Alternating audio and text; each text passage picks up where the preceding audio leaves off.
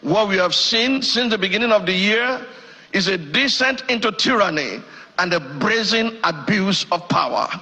Those entrusted with power appear determined to destabilize what is left of our political institutions and have committed themselves to obliterating the guardrails of constitutional governance. From the theater of the absurd, staged in Rivers State, with puppets on strings controlled by directors in Abuja, to the dance of shame performed by the National Assembly in their rush to suspend the Constitution and endorse through the back door the usurpation of powers by President Bola Ahmed Tinubu, from the Senate shameless bid to silence Senator Natasha Akpoti-Uduaghan for demanding that the President of the Nigerian Senate should uphold the moral standard required of that office, to the uncouth outbursts of an undistinguished senatorial misfit who tried in vain to silence the distinguished citizens attempting to testify on behalf of Senator Akpoti-Uduaghan. It is clear that our so-called leaders are determined to turn Nigeria into a mafia state. At the center of this political banditry is the motor park brand of politics, nurtured by the old brigade politicians, and in recent times by President Bola Ahmed Tinubu. Mr. President, it is through your influence that the Nigerian National Assembly has become a haven for legislative rascality. Mr. President, it's under your watch that the National Assembly has become an extension of the executive, grossly violating the principles of separation of powers and rubber stamping the whims and caprices of your office, all while singing the international anthem of psychoviolence on your mandate, which shall stand. Mr. President, thanks to your political machinations, Nigeria is now bedeviled by a captured National Assembly, the most ineffective in its checks and balances role since the start of the Fourth Republic. In 2006, the Fourth National Assembly had the audacity to reject the tenure extension bid of a sitting president.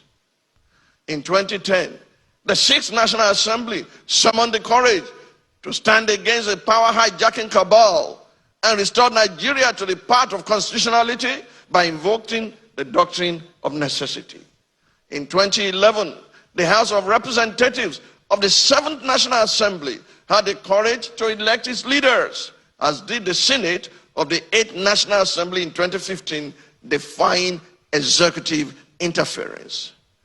This National Assembly, the 10th, has by its unconstitutional endorsement of the President's abuse of powers proven to be the most spineless in our recent history.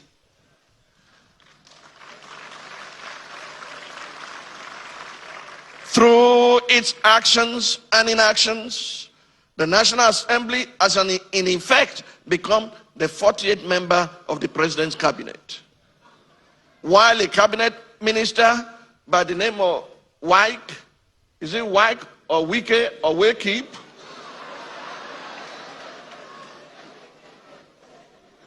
Why a cabinet minister has more or less become a third-time state governor in Rivers State, pampered by the indulgences of the president.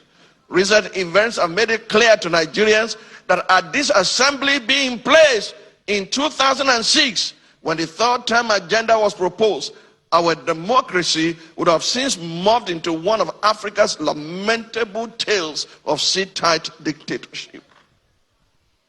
To the president of the Nigerian Senate, who has not heeded the call to subject himself to an unbiased investigation, to clear his name of the allegations leveled against him, and under whose leadership the National Assembly has become a carry-go legislature, hiding under the umbrella of technicalities and a dubious voice voting system, I leave you and your conscience with the words of Frédéric Bessières, former deputy of the French National Assembly.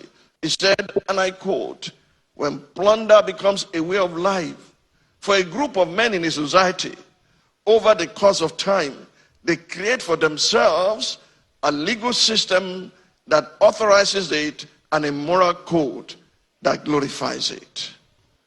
To the President of the Federal Republic of Nigeria, under whose brand of politics the institution of legislative oversight is collapsing and our democracy is faced with an existential threat, I say, Mr. President, Nigeria is too delicate for this kind of politics.